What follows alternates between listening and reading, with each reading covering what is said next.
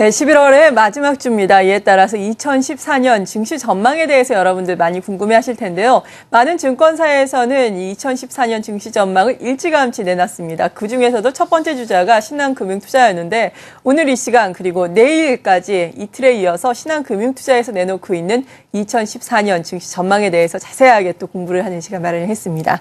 오늘 이 시간 신한금융투자의 이경수 부장과 함께하겠습니다. 안녕하세요. 네, 안녕하세요. 네, 먼저 2014년 키워드에 대해서 좀 궁금증을 풀어보겠는데요. 네. 키워드를 사인이라고 제시를 했더라고요. 사인 네. 어떤 의미가 있는 건가요? 뭐 키워드라기보다는 예. 저희가 이제 내년에 그 연간 전망을 내놓으면서 지어본 이제 제목이긴 한데요. 그 저희가 이제 중학교 때 삼각함수를 배울 때를 약간 좀 떠올려 보면 네. 그 사인과 코사인 형태의 함수가 있었습니다. 그 중에서 이제 사인 형태의 함수로 아마 내년 코스피 그림이 좀 그려지지 않겠느냐. 그래서 뭐 저희가 이제 하반기에 좀 강세장을 예측하고 있는 하우스이긴 한데 그 흐름이 내년 상반기까지도 그대로 이어져서 연중 고점이 좀 상반기에 찍히고 그다음에 하반기로 넘어가면서 한 10% 정도의 조정, 대응이 필요한 마찰적 조정 국면이 좀 나타나지 않겠냐라는 뜻을 담기 위해서 네. 제목을 좀 함축해서 지어봤습니다. 네, 제목만 들으면 많은 생각이 필요할 것 같아요. 중학교 시절이 워낙에 또 오래된지라. 네, 설명을 들어보니까 알 것 같습니다. 상고 하저의 패턴을 예상하신다라고 전반적으로 말씀을 해주신 건데 네. 그렇다면은 이 2014년 전반적인 시장의 성격은 어떻다고 보세요? 네, 일단 결론부터 말씀을 드리면 이제 금융위기가 터진 지 5년 정도가 지났어요. 네. 근데 이제 그동안의 시장의 성격을 보면 뭐 저희가 볼 땐 철저하게 아마 유동성 장세지 않았을까 이렇게 좀 보고요. 그다음에 이제 앞으로의 그 위기가 터지고 난 뒤에 6년에서 10년으로 가는 후반부에는 아마도 이제 실적 장세를 좀 기대해 봐야 될 텐데 내년에 그 유동성과 실적 장세로 넘어가는 과도기적 성격의 흐름이 좀 나올 것 같고요. 아마 이런 흐름은 이미 올해 하반기부터 좀 진행되고 있는 거 아닌가 이렇게 좀 판단을 하고 있습니다. 그래서 네.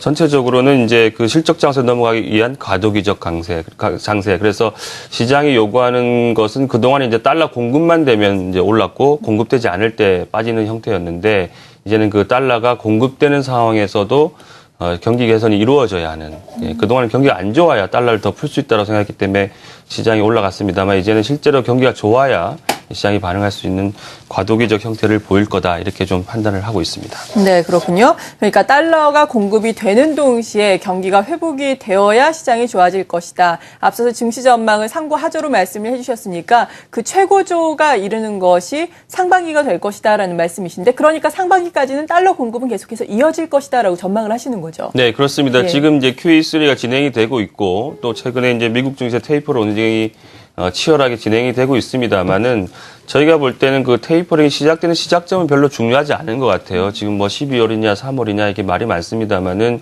어쨌든 그 테이퍼링이 시작돼도 달러 공급은 계속 되고 있는 거거든요. 예, 그래서 그렇죠. 저희가 볼 때는 그 달러의 공급이 끊기는 QE의 종료 시점이 시장에 주는 영향력이 훨씬 크지 않을까 이렇게 좀 보는데 내년 상반기까지는 이 QE 종료의 가능성은 제로라고 보는 거죠. 예. 그래서 준비된 그림을 통해서 한번 살펴보도록 할까요?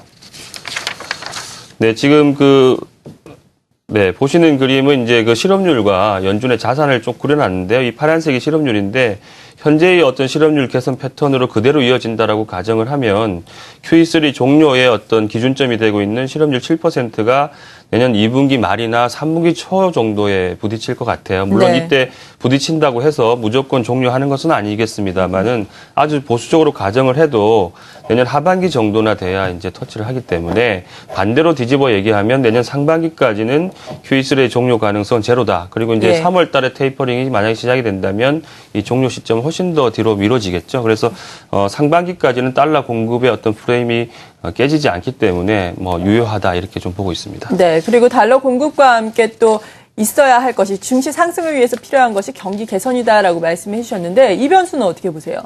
네, 모든 흐름이 이제 QE가 공급되는 형태에서 이제 파생된다고 볼 수 있겠는데 준비된 그림을 통해서 그 플로우를 한번 말씀드리도록 하겠습니다.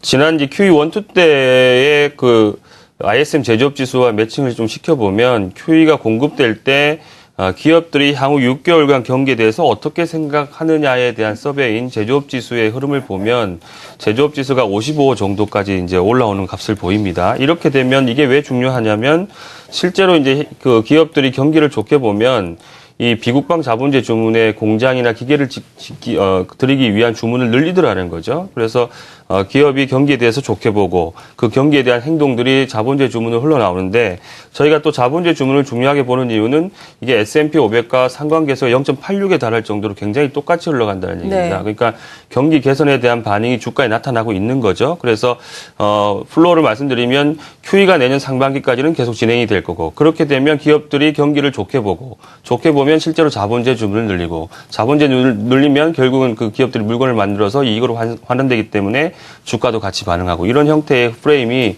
올해 하반기부터 이미 시작돼서 내년 상반기까지는 크게 변수 없이 유지될 거다 이렇게 좀 판단하는 게 맞는 것 같습니다. 네, 이렇게 2014년 주식시장 예상 패턴에 대해서 이야기를 해보고 있는데 일단 상반기에 좋을 것이다라고 예상이 되는 두 가지 변수에 대해서 알아봤습니다.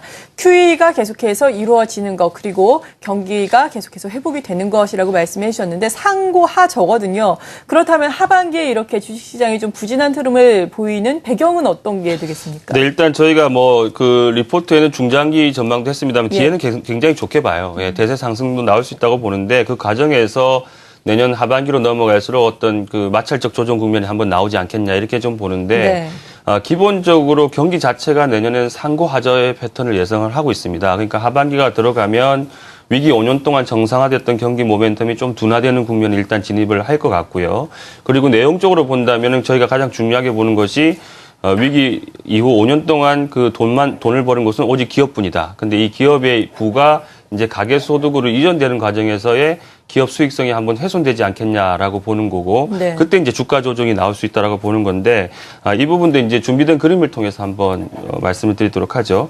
지금 미국의 그 GDP 대비 기업 이익 비중은 13에서 15% 사이로 역사적 최고 수준까지 올라와 있는데, 원래 이게 비중이기 때문에 기업이 늘어나면 개인 소득이 줄어들면서 이제 데칼코마니 형태의 반대 현상을 보이는 게 정상인데, 지금 개인 소득도 같이 올라왔어요. 그러면 개인 소득도 과연 늘었을까라고 보면 이거는 이제 착시고요. 개인 소득 중에서는 임금 소득은 전혀 못 오르고 정부의 이전 소득으로 바친 거거든요. 근데 이 부분이 한계가 있어요. 그렇게 되면 이제 기업들이 이익을 가계로 돌려주는 형태의 부의 이전 과정이 나오는데 이 그림에서 보시면 그렇게 되면 이 GDP에 차지하는 기업 이익 비중이 이제 피크아웃을 하게 됩니다.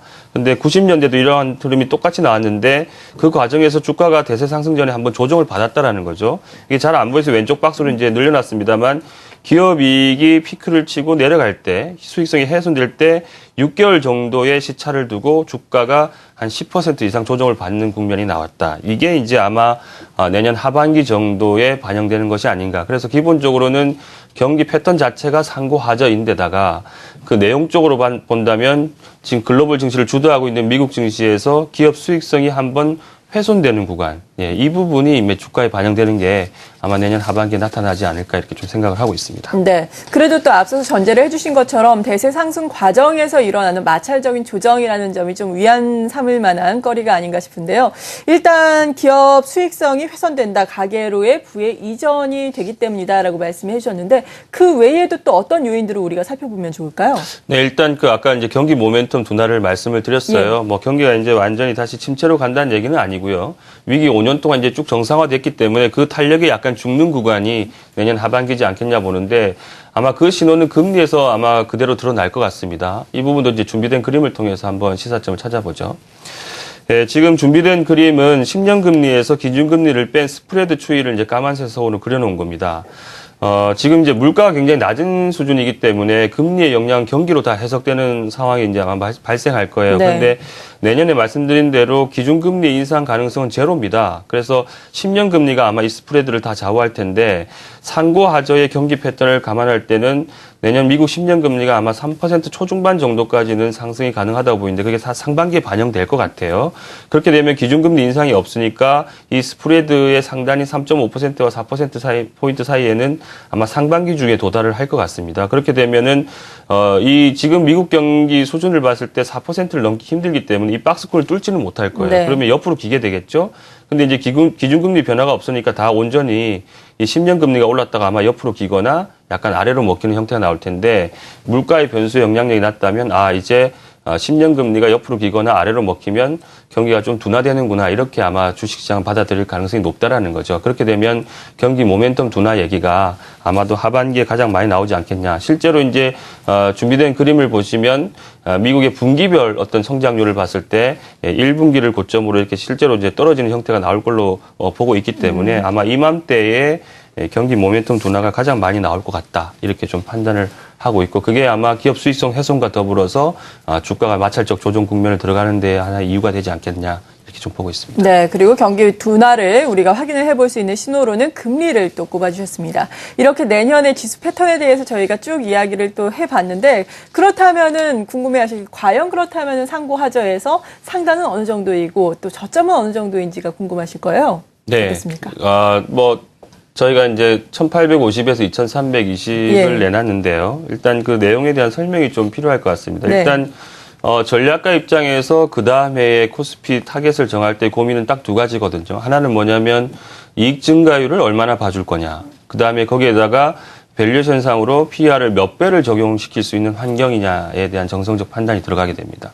먼저 기업 이익 증가율 측면에서는 지금 애널리스트의 전체적인 합계의 증가율은 내년에 25% 정도의 증가율을 예상을 하고 있는데 전략가 입장에서 이 증가율을 다 받아들이기에는 굉장히 도덕적으로 양심에 걸리는 부분이 있어요. 왜냐하면 최근에 애널리스트의 이익 예상치가 7, 80%도 못 맞추고 있기 때문에 그 상황에서 내년에 이익 증가율을 그대로 고스란히 투입하기에는 굉장히 낙관적인 수치가 나오게 됩니다. 그래서 저희가 고민을 한 결과 애널리스트의 어떤 행동 패턴을 분석했을 때 내년의 이익 증가율은 한 9% 정도가 합리적이지 않겠느냐. 네, 좀 이렇게 낮춰 좀 잡으신 봤고요. 거군요. 굉장히 좀 네. 보수적으로 봤을 수도 있지만 저희가 볼 때는 이 밴드 안에 들어올 확률이 한 70% 정도 확률로 보고 있습니다. 저희가 통계적으로 분석을 해봤을 때. 그래서 실제로 이제 우리나라 기업의 유보율을 판단했을 때 한 80% 유보에 한 10%의 ROE를 적용한다면 한 8, 9% 성장이 합리적인 것 같아요. 그래서 저희가 볼 때는 한 100조 원 내 정도가 되지 않겠냐 보는데, 거기에 이제 이익 증가율을 좀 보는 게 합리적이라고 보고, 그러면 몇 배를 줄 거냐에 대한 판단에서는 내년 상반기까지 저희 예상대로 올라가게 된다면 아마 그 미국 금융 쇼크와 신용 등급 강등 전의 기회와 가장 유사하지 않겠냐. 그때도 QE가 있었고 경기가 시장이 생각보다 좀 빨리 올라왔던 국면이기 때문에 그때 중간값이 한 9.8배 정도 됩니다. 그래서 이렇게 곱해보면 상단은 한 2,320이 나오는 거고요. 네. 하단은 지난 2, 3년간의 박스권이 아마 가장 저점이 되지 않겠냐. 유럽 위기가 계속 반복해서 터졌고 미국의 정책 불확실성이 발목을 잡았던 기기 때문에 이때의 평균 중간값이 8.8배. 그래서 한 1,850이 나오는데 전체적인 패턴이 저희가 예상하는데 상반기에 올라간다면 2,300 정도까지는 이제 도전을 했다가 빠진다면 1,850까지 빠진다는 얘기가 아니라 이건 예. 통계적 범위고요. 한 고점 대비 한 10% 정도의 조정을 받지 않겠냐 이렇게 보는 거고 만약에 저희 예상이 틀려서 어떤 다른 변수에 의해서 주가 조정이 먼저 나온다면 1,850 밑에서는 시장이 저평가된 국면을 진입을 하고 있으니 어느 칼날이 떨어질 때 잡을 필요는 없겠습니다만 그 주식을 지수를 샀을 때 1,850까지 회복은 좀 확신을 가지고 들어가도 되지 않겠나 이렇게 좀 받아들여줬으면 좋겠습니다. 네, 그러니까 꼭 그것을 지수의 저점이다라고 판단을 하기보다도 이것을 하회를 하면은 우리가 저평가가 돼 있다, 저가 매수에 나설 수 있다라는 기준점으로 삼으면 좋겠네요. 네, 그렇습니다. 네, 이렇게 신한금융투자가 내놓고 있는 내년도 전망에 대해서 저희가 오늘은 쭉 한번 살펴봤는데요. 이 전망에 따라서 그렇다면 어떤 투자 전략이 필요한지는 내일 이 시간에 자세하게 다뤄보겠습니다. 신한금융투자의 이경수 부장이었습니다. 고맙습니다. 네, 고맙습니다.